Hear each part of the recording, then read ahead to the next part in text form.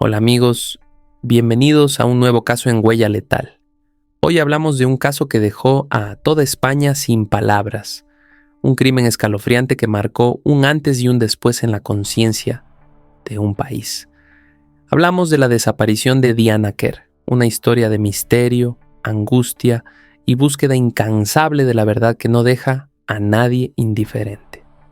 Diana María Quer López Pinel nació en Madrid el 12 de abril de 1998. Su familia estaba formada por su padre, Juan Carlos Quer, un importante empresario, su madre, Diana López Pinel, y Diana tenía además una hermana menor, Valeria, apenas 2 años más pequeña. Aunque la familia vivía normalmente en Pozuelo de Alarcón, un municipio del área metropolitana de Madrid, durante aquel verano se encontraban en Apóbrado Caramiñal, donde tenían una casa de vacaciones. A primera vista la familia de Diana parecía acomodada y tranquila, pero detrás de esa apariencia existían conflictos. Sus padres se habían divorciado años atrás y entre ellos aún persistían peleas y juicios abiertos que complicaban la dinámica familiar. Este era el entorno en el que Diana crecía, una joven de 18 años que disfrutaba de la vida veraniega, ajena a la tragedia que se avecinaba. En aquel momento Diana tenía 18 años. Era la noche del 21 de agosto de 2016 y se encontraba en la casa familiar de Apóbrado Caramiñal junto a su madre y su hermana menor Valeria. Sería la última noche de vacaciones antes de regresar a su hogar habitual cerca de Madrid. Diana no tenía en programa de salir esa noche. Quería quedarse tranquila en casa. Sin embargo, esa noche se celebraba la tradicional fiesta de la verbena, un evento muy típico en España para despedir la temporada estival. Además, sus amigas no dejaban de escribirle, animándola a salir y a encontrarse con ellas, ya que no se volverían a ver en todo un año. Después de pensarlo, Diana cedió a la insistencia de sus amigas y decidió salir aquella noche. Esa noche, Diana le pidió a su madre que la llevara al parque donde se encontraría con sus amigas. El trayecto duraba unos 20 minutos andando y prefería hacerse acompañar, al menos al principio. A la 1:20 de la madrugada, su madre le envió un mensaje preguntándole si tardaría mucho en regresar. Diana contestó con tranquilidad, diciendo que se quedaría solo 1 hora y volvería caminando, asegurándole que no debía preocuparse y que descansara. A las 2:20, tras despedirse de sus amigos, estos se ofrecieron a acompañarla, pero Diana declinó la oferta. No quería molestar, y además, había mucha gente por la fiesta de la verbena, lo que le daba cierta sensación de seguridad para ir sola. Durante el trayecto, se cruzó con una conocida, a quien saludó y con la que conversó brevemente. Después se despidió y continuó su camino. El recorrido hasta su casa tenía 2 partes, una concurrida por la fiesta y otra completamente vacía. Incluso su amiga recordaría después que Diana comentó que no tenía muchas ganas de subir aquella calle en cuesta, pero debía continuar. Mientras caminaba, Diana enviaba mensajes a un amigo en Madrid, entreteniéndose para pasar el tiempo. Sin embargo, pronto se dio cuenta de que un hombre la estaba siguiendo. En uno de los mensajes, visiblemente preocupada, le escribió que un hombre la estaba siguiendo y que le estaba diciendo: «Morena, ven aquí». Ese fue el último contacto que se tuvo con Diana Quer. Al día siguiente, la madre de Diana se despertó y se dio cuenta de que su hija no había regresado a casa. No había recibido ningún mensaje ni llamada, nada que indicara dónde podría estar. Preocupada, preguntó también a Valeria, la hermana menor de Diana, si había recibido noticias de su hermana, pero tampoco había señales, ni llamadas, ni mensajes, ni pistas de dónde podría encontrarse. La preocupación se transformó rápidamente en alarma. Sin perder tiempo, la madre decidió acudir a la policía para denunciar la desaparición de Diana, sin imaginar la magnitud del caso que comenzaba a desarrollarse. El móvil de Diana estaba sin señal, lo que aumentó la preocupación de la familia y de las autoridades. Desde el primer minuto, la policía comenzó a trabajar intensamente en la búsqueda de la joven. Como es habitual en estos casos, los agentes realizaron una serie de preguntas a la madre de Diana para reconstruir el contexto. ¿Dónde estaba la noche entre el 21 y el 22 de agosto? ¿Con quién había estado y qué planes tenía? Paralelamente, la policía empezó a interrogar a varios testigos que habían visto a Diana caminar sola aquella noche. Entre ellos destacaba la joven, con quien Diana se había detenido brevemente a conversar. Además, muchas personas declararon haber visto a Diana cruzar el paseo marítimo. Los agentes recorrieron la calle por la que había pasado Diana. Parte del trayecto contaba con zonas para aparcar, pero era un lugar aislado, sin bares ni restaurantes cercanos, lo que dificultaba la presencia de testigos. Las cámaras de seguridad de la zona no mostraban nada relevante aquella noche. Sin embargo, desde las primeras semanas de la desaparición, la policía comenzó a sospechar que Diana no se había marchado por voluntad propia, sino que alguien podría habérsela llevado. Un elemento clave para reforzar esta sospecha fue el mensaje que Diana había enviado a el amigo de Madrid durante su camino a casa. En él, la joven contaba que un hombre la estaba siguiendo. Un detalle que mostraba que había percibido un peligro real y que su vida podría estar en riesgo. La policía decidió seguir las trazas dejadas por el teléfono de Diana. Este análisis resultó ser un avance crucial. El último registro mostraba que el móvil se encontraba en Rianjo, a unos 20 minutos en coche del pueblo donde estaba la casa de Diana. Diana no tenía coche y tampoco sus amigos, por lo que resultaba muy sospechoso este desplazamiento. Además, Diana había saludado a sus amigas y a la última conocida con la que se había cruzado, asegurando que iba de camino a casa.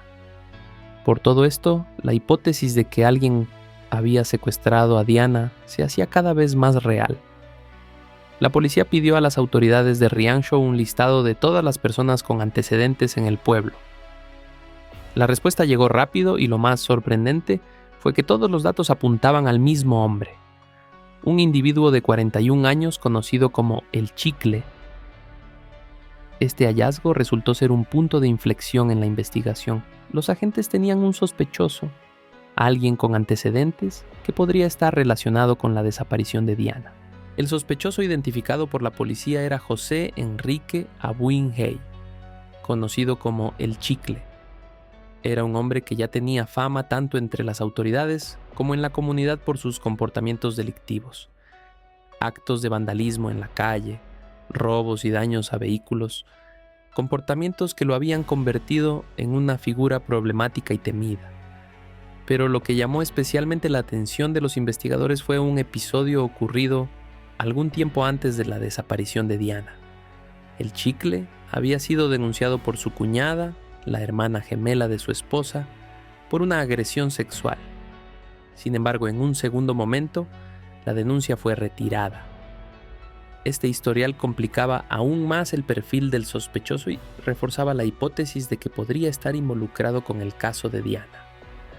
José Enrique Abuin Gay, El Chicle, no solo tenía antecedentes por vandalismo y agresiones, sino que también había estado vinculado al narcotráfico. Incluso su tío formaba parte de un clan de tráfico de drogas. Enrique trabajaba para este grupo transportando drogas y en una ocasión la policía lo detuvo con cocaína escondida en el maletero de su coche. Se encontraron 20 kilos de cocaína, lo que lo llevó a prisión, aunque salió pronto. Tras este episodio, Enrique trabajó durante 6 meses como mecánico. Sin embargo, su comportamiento seguía siendo extraño y alarmante. Pasaba el día conduciendo los coches que estaba arreglando, dando vuelta por las calles y al final de la jornada volvía a la oficina y decía a su jefe cosas como: «Jefe, está todo bien, el carro está perfecto», hasta que su jefe decidió despedirlo debido a estas actitudes inquietantes. La policía interrogó El Chicle y pronto descubrieron que había estado en el pueblo donde Diana desapareció la noche del 21 de agosto. Ante los investigadores, él explicó que se encontraba allí acompañado de su esposa. y que su objetivo era robar gasolina, ya que según decía no tenía dinero y no estaba trabajando en ese momento. Esta explicación, aunque aparentemente simple, levantó aún más sospechas entre los agentes. La policía preguntó a Enrique si conocía a Diana y si la había visto esa noche. Él aseguró que no, negando cualquier vínculo con la desaparición. Afirmó que aquella noche había estado solo con su esposa y que podía preguntarle a ella. Incluso la cuñada y su marido confirmaron que Enrique había ido únicamente a robar gasolina. Sin embargo, los investigadores no estaban convencidos. El hombre era conocido por su habilidad para despistar a la policía y salir ileso de situaciones complicadas. Por ello, decidieron buscar pruebas que confirmaran sus movimientos esa noche. La policía le pidió el teléfono móvil para rastrear sus movimientos. Enrique entregó uno, pero pronto surgió una irregularidad. Tenía un segundo teléfono. Inicialmente negó tenerlo, pero finalmente este otro móvil apareció, convirtiéndose en una pieza clave para reconstruir sus pasos y empezar a desentrañar la verdad sobre la desaparición de Diana. El análisis del segundo teléfono de Abuin, el chicle, mostró un dato inquietante. A las 2:40 de la madrugada, su dispositivo se encontraba en la misma calle donde se encontraba Diana. Esto llevó a la policía a comparar los movimientos de ambos esa noche. Durante gran parte del trayecto, las señales del móvil de Enrique y las de Diana coincidían. Solo en un punto se separaban y en el puente de Terragoña, los dos teléfonos coincidían nuevamente en el mismo lugar. A pesar de estas coincidencias, los investigadores no podían detener a El Chicle por falta de pruebas concluyentes. Tenían un fuerte sospechoso y todas las señales apuntaban hacia él. Pero esta diferencia de señal era un punto clave que necesitaban resolver antes de poder proceder con la detención y avanzar en el caso de Diana. Mientras los investigadores seguían de cerca a El Chicle, la policía no dejó de explorar otras posibles pistas. Revisaron testimonios, cámaras de seguridad y cualquier indicio que pudiera llevar a Diana. Se analizaron todos los movimientos sospechosos en la zona. Se entrevistó a vecinos y testigos y se estudiaron otros posibles implicados. Cada nueva pista era evaluada cuidadosamente porque la prioridad era encontrar a Diana y esclarecer lo sucedido sin dejar que ningún detalle pasara desapercibido. A estas alturas, el caso de Diana Kerr ya había trascendido a nivel nacional. Los medios comenzaron a hablar sobre la desaparición, aunque la policía aún no había liberado información oficial. La falta de datos oficiales llevó a que surgieran rumores y especulaciones, muchas de ellas dirigidas hacia la familia de Diana. Los medios empezaron a inventar historias, insinuando falsamente que los padres estaban involucrados, motivados por el dinero. La familia de Diana, ya de por sí afectada por conflictos internos y la reciente separación de los padres, se vio envuelta en un tormento mediático que complicó aún más una situación familiar ya muy delicada. La presión externa añadía otra capa de tensión a un caso que ya era extremadamente angustiante. Los padres de Diana nunca se rindieron en la búsqueda de su hija. Su determinación se mantuvo intacta durante todo el proceso, organizando rastreos y colaborando con la policía en la medida de lo posible. Sin embargo, la exposición mediática constante tuvo un efecto contraproducente. Como se puede ver en numerosos videos y entrevistas disponibles en YouTube y otros medios, la familia fue entrevistada repetidamente, muchas veces más de lo necesario, lo que terminó causando más daño que ayuda. La presión pública y mediática añadía un nivel extra de sufrimiento y estrés a unos padres que ya vivían una situación desgarradora. A medida que la desaparición de Diana se hacía conocida a nivel nacional, los medios empezaron a difundir rumores cada vez más falsos y dañinos. Una de las primeras invenciones fue que Diana no había sido secuestrada, sino que se había ido por su propia voluntad, supuestamente dejando ropa tirada en el suelo de su habitación como señal de partida. Poco después llegó otra noticia sensacionalista. Algunos medios llegaron a afirmar que la responsable de la desaparición era su propia madre. La policía decidió asignar un psicólogo a la familia de Diana y prohibió que hablaran con los medios, conscientes de que la presión mediática y el estrés habían alcanzado un nivel crítico. La familia, aunque desesperada por colaborar, no podía aportar ayuda efectiva debido al agotamiento emocional y la angustia que estaban viviendo. El 27 de octubre de 2016, un mariscador realizó un hallazgo clave. Bajo el puente de Terragoña, con la marea baja, encontró un móvil blanco con funda rosa. Habían pasado ya 2 meses desde la desaparición de Diana, y este teléfono coincidía con la descripción del suyo. Este descubrimiento abrió una nueva etapa en la investigación, proporcionando a la policía una pista concreta que podría acercarlos a la verdad sobre lo ocurrido aquella fatídica noche. Recuperar el teléfono de Diana no fue sencillo. Había pasado 2 meses sumergido en agua salada bajo el puente de Terragoña y estaba seriamente dañado. Los peritos trabajaron con extremo cuidado, lograron encenderlo, aunque apenas tenía batería y no se podía cargar con normalidad. Al encenderse se confirmó que era el móvil de Diana. La pantalla mostraba la página de bloqueo, con evidencias claras de que alguien había intentado desbloquearlo varias veces. La Guardia Civil pidió ayuda directamente a Apple para acceder al contenido, pero la empresa se negó por motivos de seguridad. Ante esto, se recurrió a compañías especializadas en desbloqueo de dispositivos. Una empresa extranjera aceptó el encargo, pero se aprovechó de la situación, pidiendo mucho dinero para realizar el trabajo. Finalmente, el 5 de julio, tras meses de esfuerzos, la Guardia Civil consiguió desbloquear el móvil de la joven. Aquel dispositivo, dañado por el mar, podía ahora revelar las últimas huellas digitales de Diana y convertirse en la clave para avanzar en la investigación. Con el teléfono de Diana finalmente desbloqueado, los investigadores pudieron comparar de manera precisa sus movimientos con los de Enrique. Las señales coincidían casi por completo, hasta un punto. En cierto tramo, el móvil de Diana parecía separarse del de El Chicle, para luego coincidir de nuevo al cruzar el puente de Terragoña. Este detalle era crucial. Si no lograban explicarlo, no podrían llevar a Enrique a juicio con pruebas sólidas. Pasaron meses hasta que los expertos en telecomunicaciones encontraron la respuesta. La noche de la desaparición de Diana se celebraba la verbena, y el pueblo estaba lleno de gente.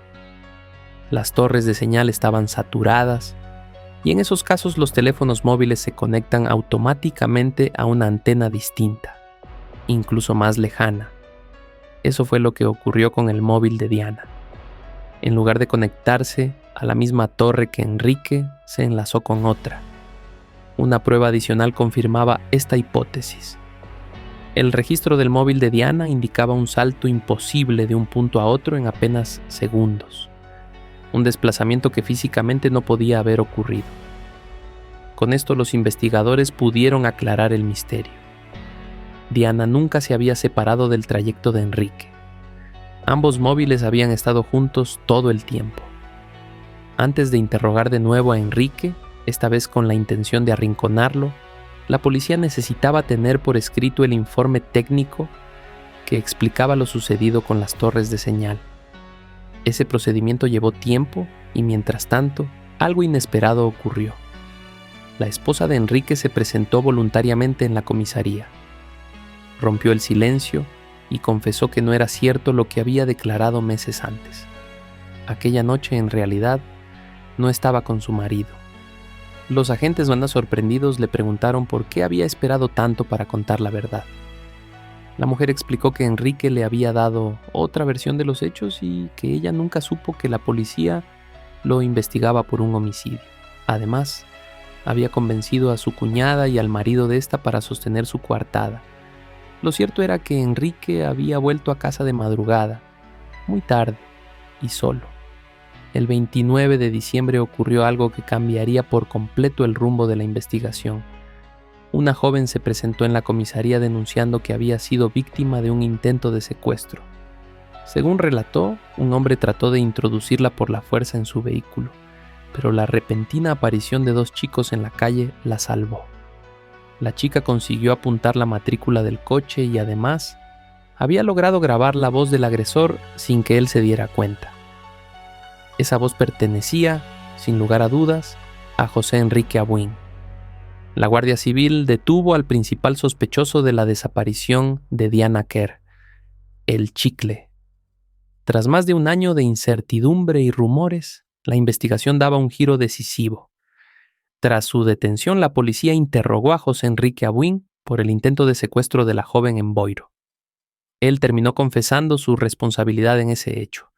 Aprovechando la situación, los agentes decidieron dar un paso más y volver a preguntarle por Diana Quer. El 30 de diciembre, Abuin rompió su silencio. Ofreció una versión distinta a la que había dado meses antes, cuando declaró como simple testigo. Esta vez confesó ser el autor de la muerte de Diana. Sin embargo, aseguró que no se trataba de un asesinato premeditado. Según él, todo había ocurrido de manera accidental. Alegó que había atropellado a Diana con su coche y que, presa del pánico, se deshizo del cuerpo. La confesión, aunque cargada de contradicciones, fue al presume el primer reconocimiento directo de su implicación en el caso. Ahora los investigadores estaban un paso más cerca de descubrir toda la verdad y de localizar finalmente a Diana. El 31 de diciembre, apenas un día después de confesar, el Chicle llevó a los agentes al lugar donde se encontraba el cuerpo de Diana. El trayecto los condujo hasta una nave industrial abandonada. Allí señaló un pozo en el sótano. Dentro de ese pozo estaba el cadáver de Diana Quer. Habían pasado 500 días desde su desaparición. El cuerpo estaba sumergido en agua potable. Un detalle insólito. El agua potable carece de vida biológica, y esta ausencia permitió que el cuerpo se conservara en un estado sorprendente, como si hubiera sido depositado allí solo un par de días atrás. El cadáver estaba atado con cuerdas a 2 bloques de hormigón. Cuando los buzos cortaron las cuerdas y el cuerpo salió a la superficie, ocurrió algo desconcertante. Se deshizo rápidamente. Durante todos esos meses, las condiciones estables de frío y agua habían activado un proceso de saponificación, transformando la grasa corporal en una sustancia viscosa parecida al jabón, lo que había permitido la conservación. Ante los investigadores, Enrique confesó lo que había hecho la noche del 21 de agosto. Contó que llevó a Diana hasta allí, la violó, la torturó y la asfixió. Lo hizo, según él, porque no sabía qué hacer con ella. Después de ocultar el cuerpo en el pozo, simplemente regresó a casa con su mujer, como si nada hubiera ocurrido. Cuando el cuerpo de Diana fue recuperado, los expertos notaron un detalle estremecedor. Estaba con la cabeza hacia el fondo del pozo, rígido y en una postura antinatural. Según los forenses, esa rigidez era consecuencia de un estado de miedo y de estrés extremo, lo que confirmaba que Diana había vivido momentos verdaderamente aterradores antes de morir. La autopsia determinó que la causa de la muerte fue asfixia, provocada por unas bridas de plástico.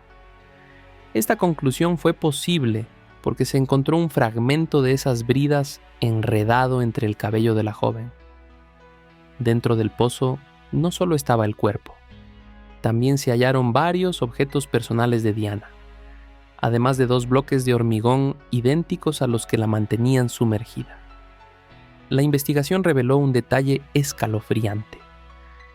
Después de asesinarla, Abuin ató el cuerpo con cables para hundirlo, pero unos 20 días más tarde regresó al lugar y comprobó que el cadáver había flotado hasta la superficie.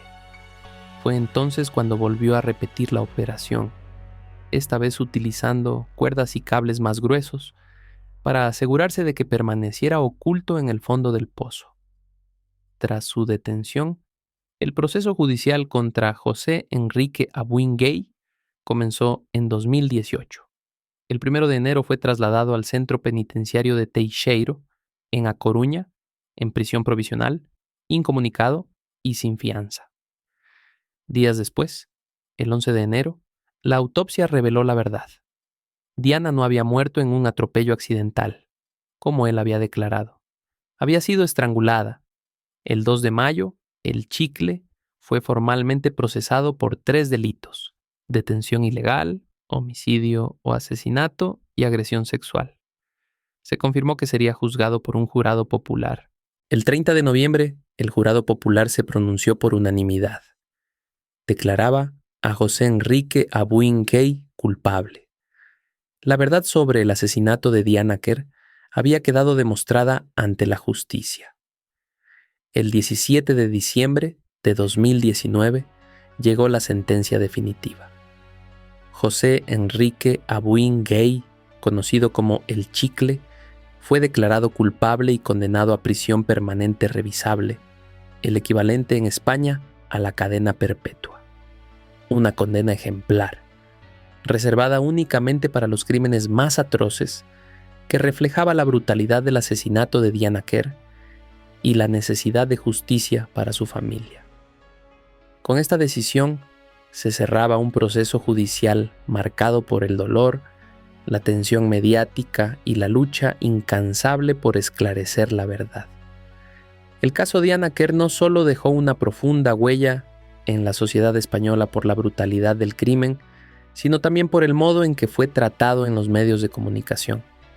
Numerosas voces criticaron duramente a los medios, acusándola de estar más interesados en el morbo y en descubrir detalles privados de la familia. Se habló, y en exceso, de aspectos irrelevantes: el divorcio de sus padres, las actitudes de su hermana, incluso el comportamiento de Diana con los chicos. Desde una perspectiva feminista, el tratamiento mediático fue aún más cuestionado. Muchos señalaron un enfoque machista que trató de vincular la desaparición y muerte de Diana a su forma de vestir o a su vida social, en lugar de centrar el relato en lo esencial, que había sido víctima de un crimen atroz. Y esto es todo por este caso, una historia realmente difícil de aceptar y que deja una huella profunda. Como siempre, amigos, déjenme en los comentarios si ya conocían esta historia y qué opinan sobre el tratamiento que le dieron los medios. Nos vemos en el próximo caso de Huella Letal,